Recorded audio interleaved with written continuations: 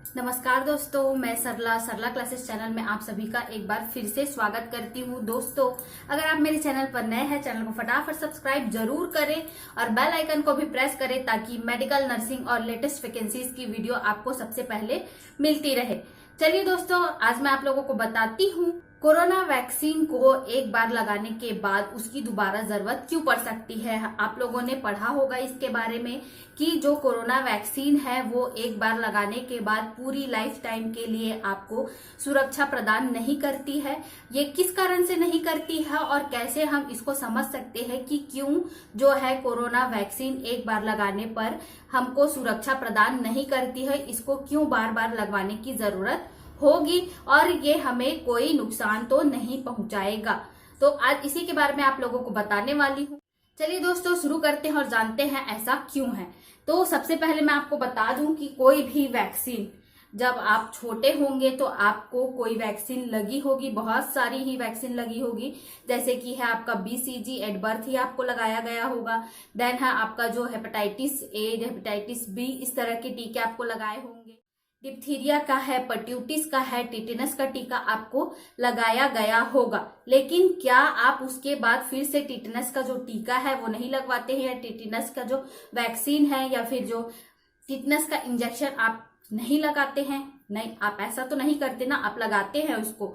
तो जब उस समय लग गया था तो आप अभी क्यों उसको लगवाते हैं? तो सबसे पहली बात है कि जो कुछ चीजें होती है, जैसे कि इन्फेक्शन की बात करूं, आजकल जो इन्फेक्शन है वो बहुत ही ज्यादा स्ट्रॉन्ग टाइप का है। ठीक है, इसको हम कोरोना से रिलेट करके देख सकते हैं। कोरोना का जो इन्फेक्शन है वो बहुत ही स्ट्रॉन्ग टाइप का है और इसमें बहुत सारी नई नई चीजें देखने के लिए मिल रही है। जैसे कि है डिफिकल्टी इन ब्रीदिंग। नॉर्मली जो आपको सर्दी खांसी होती है उसमें भी आपको ब्रीदिंग डिफिकल्टी होती है, लेकिन ये बहुत ही ज्यादा एडवांस स्टेज तक पहुंच जाता है और इससे जो पर्सन है उसकी डेथ भी हो सकती है। तो ये बहुत ही ज्यादा एडवांस हो रहा है। डायरेक्ट जो है लोगों के हेल्थ को बहुत ही ज्यादा डिमिनाइज कर रहा है, साथ ही उनकी डेथ भी हो रही है। तो कोई जो भी है वो अपने लव्ड वंस को खो रहे हैं, तो ये बहुत बड़ी समस्या है। ठीक है, तो ये था इन्फेक्शन की स्ट्रॉन्ग है। ठीक है, जैसे हम बात कर रहे थे कि क्यों जरूरत पड़ती है, तो इन्फेक्शन स्ट्रॉन्ग है और ये आपके ब्रीदिंग डिफिकल्टी को बहुत ही ज्यादा कम कर देता है। वो जो स्वॉलन है या जो सूजन है आपके गले में, आपके इसोफेगस में, वो बहुत ही ज्यादा हो जाता है। नॉर्मली सर्दी में भी ये सब चीजें होती है, लेकिन बहुत ही कम समय तक के लिए या फिर 0 to 7 डेज तक के लिए ही होती है। लेकिन उसमें 0 to 7 डेज में कुछ 0 to 3 डेज तक जो इसका पीरियड रहता है वो बहुत ही ज्यादा हाई रहता है और उसके बाद जो चीजें आप अगर मेडिसिन लेते हैं तो वो कम हो जाती है। वैसे ही अभी इसमें भी हो रहा है। अगर आप हाइड्रोक्सीक्लोरोक्विन यूज करते हैं तो वो क्या हो जाता है, एक बार में बढ़ जाता है। हाइड्रोक्सीक्लोरोक्विन यूज कर रहे हैं तो वो ठीक हो जाता है, लेकिन क्या सर्दी आपको दोबारा नहीं होती है? होती है ना। तो वैसा ही कंडीशन है कि आप हाइड्रोक्सीक्लोरोक्विन लेने के बाद फिर से बीमार पड़ जा रहे हैं या फिर आपको फिर से कोरोना हो जा रहा है। ठीक है, वैसे ही अगर आप एक बार वैक्सीन ले लेते हैं तो वो आपका जो जितना स्ट्रॉन्ग अभी तक है जो कोरोना है वो थोड़ा क्या हो जाता है, डिमिनाइज्ड हो जाता है या कम हो जाता है। लेकिन कुछ दिनों के बाद आपके खान पान में या फिर आपका जो एंटीबॉडी जो बना हुआ है, कहा जा सकता है एंटीबॉडी, वो फिर से डेड होने लगते हैं। ब्लड का लाइफ स्पैन भी आपको पता होगा कि 120 डेज में जो है ब्लड की डेथ हो जाती है और फिर से नया ब्लड बनना स्टार्ट होता है। तो वैसे ही एंटीबॉडी भी क्या हो जाते हैं, कम हो जाते हैं। शरीर में WBC की मात्रा कम हो जाती है, उसकी वजह से फिर से कोरोना हो सकता है। ठीक है, अब ये तो था नॉर्मल इन्फेक्शन के बारे में कि इस तरीके से चीजें हो रही है।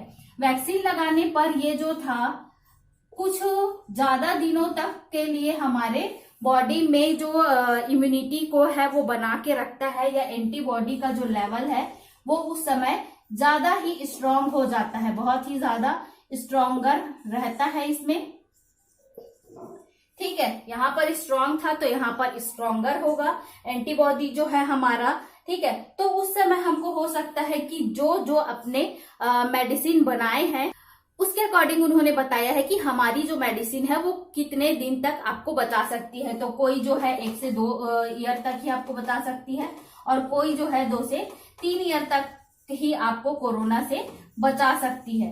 तो इसलिए आपको क्या पड़ता है, दोबारा इसके लिए मेडिसिन लेने की आवश्यकता होगी, क्योंकि आप 2 से 3 ईयर या 1 से 2 ईयर ही आप जिस हिसाब से मेडिसिन ले रहे हैं उसके अकॉर्डिंग आपकी इम्यूनिटी बढ़े रहेगी या फिर आपका अपना इम्यूनिटी लेवल जो है वो बहुत ज्यादा हाई रहेगा और आप उससे बचे रहेंगे। लेकिन जैसे ही आपका एंटीबॉडी जो है वो लो होना स्टार्ट होगा वैसे ही आपका जो शरीर है फिर से चपेट में आ सकता है कोरोना की, या कोई भी डिसीज कंडीशन के। मैं इसमें सिर्फ कोरोना को लेकर नहीं बताई, कोई भी डिसीज कंडीशन में इसी तरह की चीजें ही होती है और ये सामान्य तरीके का ही व्यवहार होता है या सामान्य तरीके का इन्फेक्शन का जो है लक्षण है। कहा जा सकता है कि एक बार होने के बाद वो दोबारा भी आपको हो सकता है। तो ये चीजें उतनी डरने वाली बात नहीं है कि आपको एक बार होने के बाद दोबारा भी हो जाए। आप अपना जैसे कि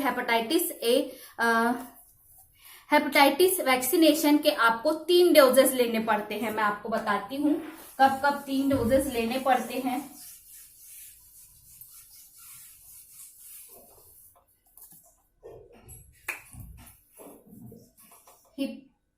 हेपेटाइटिस बी के आपको 3 डोजेस लेने होते हैं। 3 डोजेस में सबसे फर्स्ट डोज होता है आपका 12 आवर्स ऑफ बर्थ। देन जो सेकेंड डोज होता है आपका वो होता है आपके 2nd मंथ में आपको लेना होता है, जो बर्थ है उसके 2nd मंथ में। एंड जो थर्ड डोज है आपको लेना होता है 6 मंथ ऑफ एज में। ठीक है, तो आप ये तीन बार ये जो है हेपेटाइटिस बी का जो 3 डोज है वो आप ले रहे हैं। ठीक है, इसमें भी आपको दोबारा और तिबारा लेने की जरूरत हो रही है, 3 बार लेने की जरूरत हो रही है। वैसे ही है कोरोना भी आपको दोबारा या तिबारा लेने की जरूरत पड़ सकती है। आप जितना उसका जो डोज रहेगा वो लें। और आप जब पहले एक सिवियर लगता था, आपको याद होगा कि हम उस समय हेपेटाइटिस बी का जो है वैक्सीनेशन लगवाने के लिए जाते थे।